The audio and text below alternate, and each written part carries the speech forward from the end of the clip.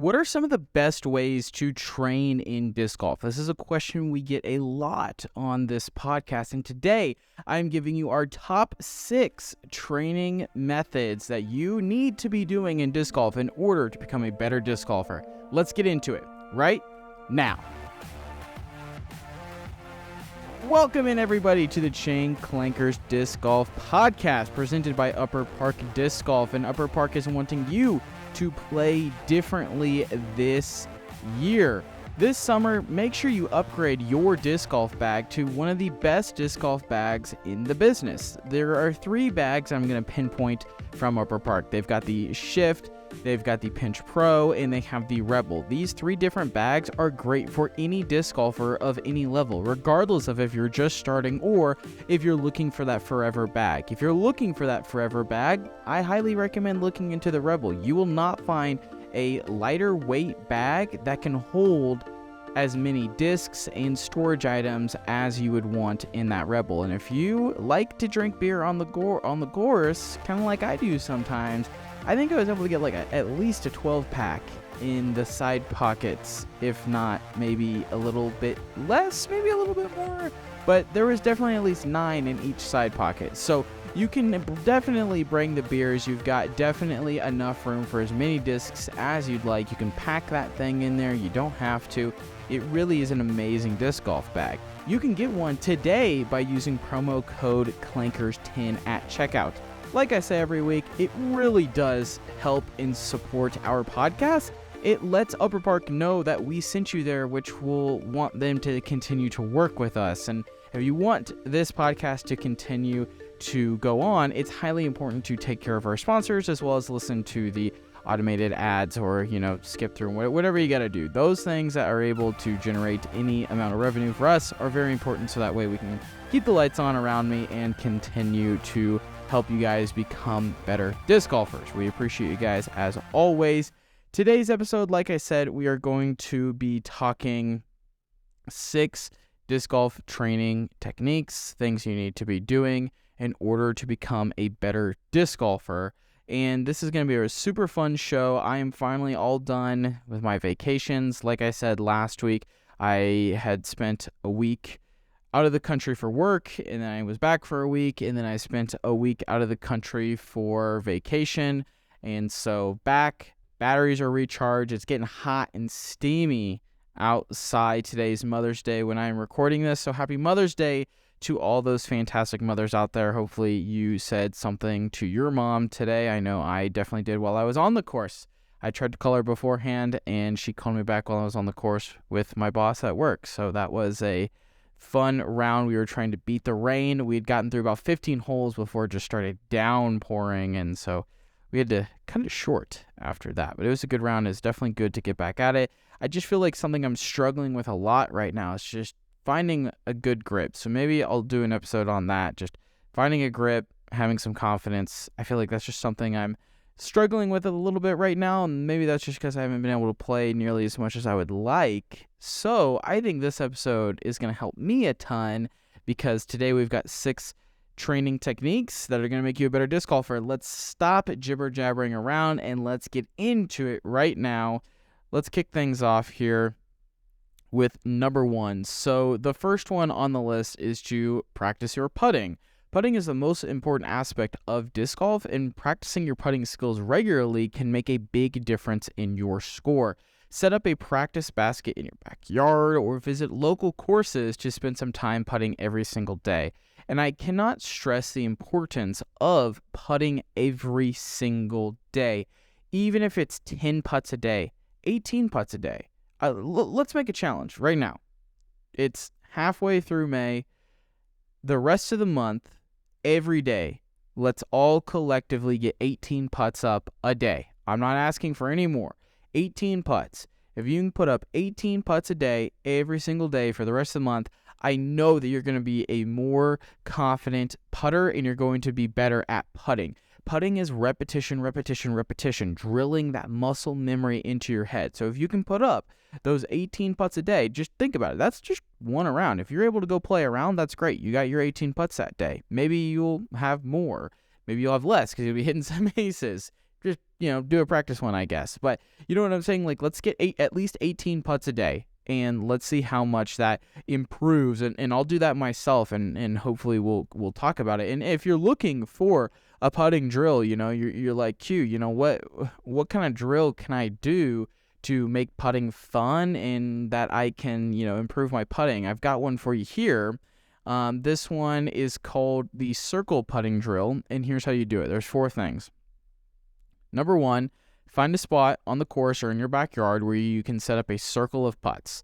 Ideally, this should be 10 to 15 feet away from the basket. We don't want to go too far to where, you're looking at 25 footers all around.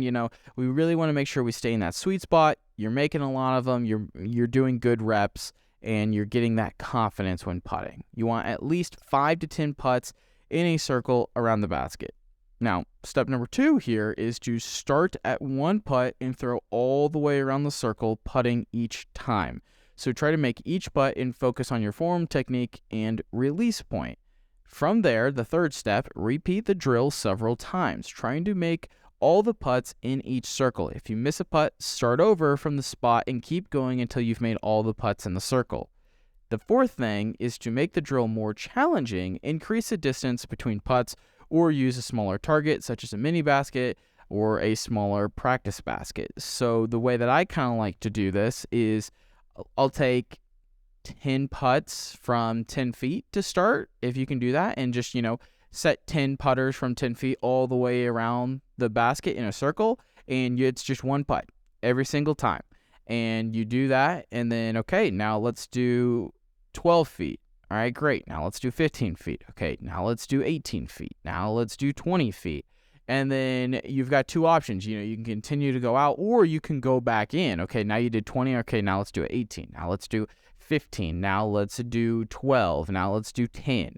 If you do that, 10, 12, 15, 18, 20, that's 5 sets. So if you went all the way to 20 and all the way back to 10, that's 100 putts in 1 putting session. That's awesome. If you do that every single day, I promise you will become a better disc golfer, because especially at the amateur level, putting is the name of the game. Make your putts and you're going to have success. If you make putts, you will be at the top of the leaderboard in tournaments, league nights, playing with your friends, whatever it is. If you can make those 20-footer and ins and you don't even have to think about it, think about how easy that makes your approach game, right? Because you're then able to get it within 20 feet of the basket and it's going in. That's huge. So if you can do that, I really think you're going to be very happy with your putting skills. So the next technique or thing that you need to do in order to train better for disc golf is field work. Field work involves throwing discs in an open field without any obstacles. This technique can help you work on your form, distance, and accuracy. Try different throws such as the backhand, the forehand, and rollers, and focus on your footwork and follow through. Field work is super critical because if you're just playing courses every single day, I don't believe you're going to get as good as you would like to. You're only learning how to play that specific hole, that specific course, that specific shot. Or when you're in the field, you're working on your form and you're working on how you just throw individually. I know myself, every time I go to the field, I feel significantly better about how I play and throw the disc. When I don't go to the field and things aren't working, I just feel like I can't get out of that rut on the course. There's just not enough reps, not enough opportunity to get out of that rut. So if you find yourself right now in a rut, I highly recommend going to the field and let's take care of it. And I've got a drill for you that is going to help you in the field. So this is an example of something you can do when you go to the field. This is the 3-disc challenge. First step, choose 3 discs of different types of weights. For example, you might choose a stable mid-range, an overstable fairway driver, and an understable distance driver. The second part of this is to set up a target or use an object such as a tree, a flag, what else could you use? A cone as a target.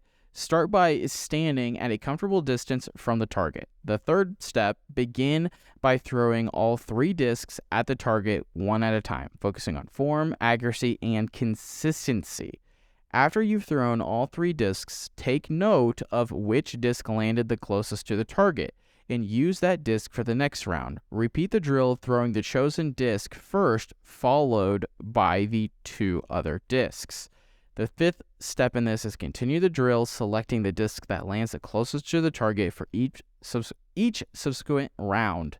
This 3-disc challenge is a great way to improve your accuracy, consistency, and shot selection, which I think is very critical in the field. You learn what discs work best for you and what you're most accurate with. So you can then take that knowledge, apply it to the rounds that you're playing in, and you know you can trust the disc and the shot you're about to throw. This drill also helps you develop a better understanding of those flight characteristics and different discs. So like I said, you can really understand how those discs will fly differently from one another. And remember to practice this drill regularly, and you will start to see improvements in your overall disc golf game. So the 3rd training technique that we've got for you guys is play with better players. Playing with more experienced players can help you learn techniques, strategies, and approaches to the game. Observe their throwing styles, shot selection, and decision-making process, and try to incorporate their techniques into your game. We've said this a lot on the podcast. Play with people better than you. You will have to rise up to the challenge, or you're going to get tired of getting your butt kicked, and it's going to force you to try to do better. You can ask them questions and understand, hey, why did they throw this understable mid when you threw a distance driver on this? Why are they putting with this disc and you're putting with a mid-range? You know what I'm saying? Like, maybe that's a little far-fetched, but when you play with better players, you can understand their brain. You can ask them questions. I wish the guys on my card that were brand new to the game would ask more questions. It's not annoying. They want to see you get better. No one wants to see someone shooting plus 30. That's not fun for anybody, right? That you want to see cool things happen. You want to see your friends do good. So when you're able to be in a position to play with better players, take advantage and ask questions. Really study and watch what they're doing. Why did they approach with a forehand here instead of a backhand? Ask them that. And maybe you can learn a little bit about what they're doing and how you can apply it to your disc golf game. Let's pause real quick for a word from today's sponsors. The 4th training technique is visualization. We talked a lot about this on the last episode, but visualization involves mentally rehearsing your shots before throwing them.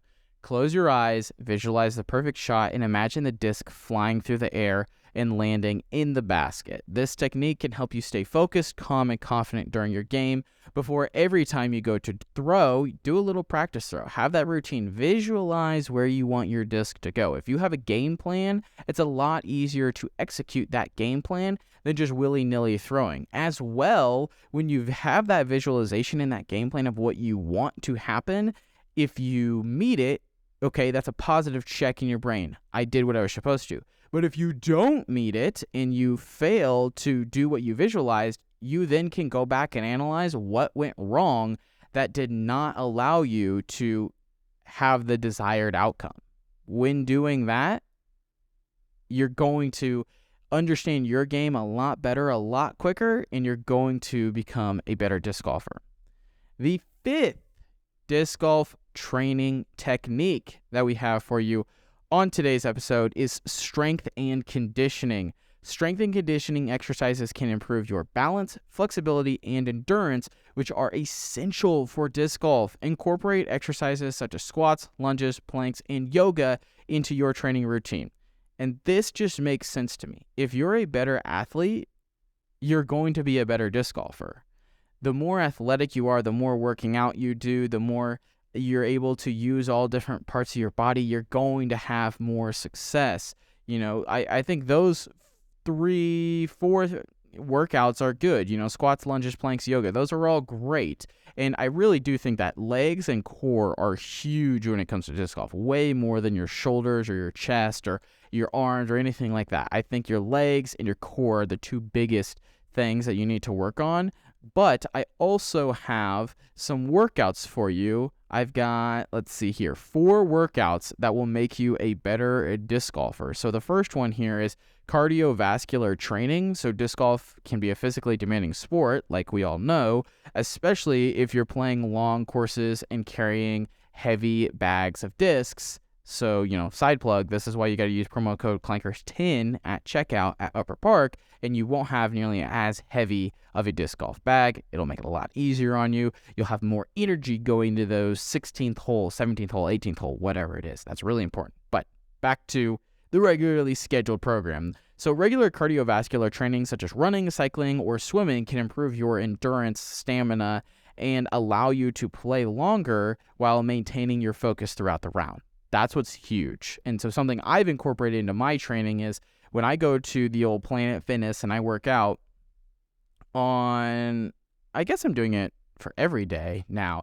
I'll start with a 10-minute walk on the highest incline on the treadmill I can. I think I set it at like a speed of 2 to 2.5. And that's how I'll start that. Now, if it's leg day, I'll then go do a 3-mile bike ride. I try to get that done in 9-ish minutes. 9 to 10 minutes is the goal. And then, more legs, blah, blah, blah. And then I'll finish that leg day workout with, again, another 10-minute walk, but I'll have the speed at 3, I believe, 3 to 3.5, highest incline. And I just think doing those kinds of things, moving your legs, getting that cardiovascular training is huge. And it does make walking the course a lot less of a chore. So that's just one thing you can do. The second thing is strength training. So strength training exercises can improve your balance, stability, and power, which are essential for disc golf. Focus on exercises that work the legs, the core, the upper body, such as squats, lunges, deadlifts, planks, push-ups, and pull-ups. And honestly, take away deadlifts from that list, you can do squats, lunges, planks, push-ups. Maybe you can do pull-ups, probably not, so we'll leave that off. But squats, lunges, planks, and push-ups, you can do that every single day in your literal bedroom. Wherever you wake up, you can find a spot on the ground and you can do 50 squats. You can do 50 lunges. You can do a 2-minute plank. You can do 50 push-ups. Let's just start small and let's do that. And maybe let's start even smaller. Let's say 10 squats, 10 lunges, 30-second plank, and 10 push-ups. Let's do that for a week, 2 weeks, through the end of May, and let's see how that makes you a better disc golfer and a more healthy person. We're definitely going to advocate for being in shape and being healthy and working on all those things are really good. So let's start small. We don't have to jump off the edge of the cliff. We can dip our toe into the water. So let's just start small with that, and maybe that's something I'll start doing as well when I wake up. So the third thing that you can do, like the third workout here that we've got for you, is flexibility and mobility training. Flexibility and mobility exercises can improve your range of motion, prevent injuries, and enhance your overall performance. Incorporate stretching, yoga, or mobility drills in your training routine to improve your flexibility and mobility. This is pretty big. How many times have you had to stretch around a tree, or you've had to get on one knee, or you've had to do something weird where it's not a normal disc golf throw? If you can incorporate those things into your training, the stretching, the yoga, the mobility drills, it's just things that give you another edge while on the course. The more flexible and mobile you are, the easier it is to make those difficult shots. The final training technique here that we've got for you, this is still just workouts, is mental training. Disc golf requires mental focus, concentration, and resilience. So practice mindfulness, meditation, or visualization like we've talked about earlier, and do those exercises to improve your mental toughness and prepare yourself for challenging situations on the course. Remember, a well-rounded training routine that includes both physical and mental exercises can help you improve your disc golf game. Try to incorporate these workouts into your training routine and you'll start to see progress over time. And that is obviously the goal. We want to see that progress over time. So let's get off of strength and conditioning. We've got one final disc golf training technique. Hopefully you guys have gotten a lot of value out of this episode. Not only have you gotten 6 disc golf training techniques, you've gotten a disc golf putting drill, you've gotten a disc golf field work drill, and you've gotten 4 disc golf workouts that you can start doing today to make you a better disc golfer. So like I said at the top of this episode is all about training in techniques and how you can become a better disc golfer. So hopefully I've delivered on that and you are going to get a ton of value out of this. And if you do, make sure you leave a like rating on YouTube. Please leave a rating and review on Spotify and Apple Podcasts. If you could just drop a 5-star rating, that would be massive. If you have the ability to leave a review and let us know what you think of the show in this episode, that would be even better. And like I said last episode, make sure you follow us on Instagram and TikTok. It's Chain Clankers Disc Golf. I am trying to update the TikTok to say Chain Clankers Disc Golf. That way they match. But please go do those things. I've got content that's going to be coming out Monday through Friday is the goal. So check out that. If you want to also become a better disc golfer and you don't want to listen to an entire podcast episode, you can see some amazing clips. You can see some funny clips, and you can see clips on how you can become a better disc golfer, which if you're listening to this episode, that's what you want. So never miss another podcast again. Hit the subscribe button and let's get on to the 6th and final disc golf training technique. It is to record yourself. Recording yourself while playing or practicing can help you identify areas of improvement in your form, technique, and shot selection. Watch the video, analyze your throws, your footwork, and your release points, and make the adjustments accordingly. By doing this, like I said, you've got those 3 things that you're going to get better at. But when you incorporate the recording yourself, you incorporate the strength and conditioning, the visualization, the playing with better players, field work, putting, all those kinds of things, you're going to see how much easier it is when you record yourself to see what you're doing right versus what you're doing wrong.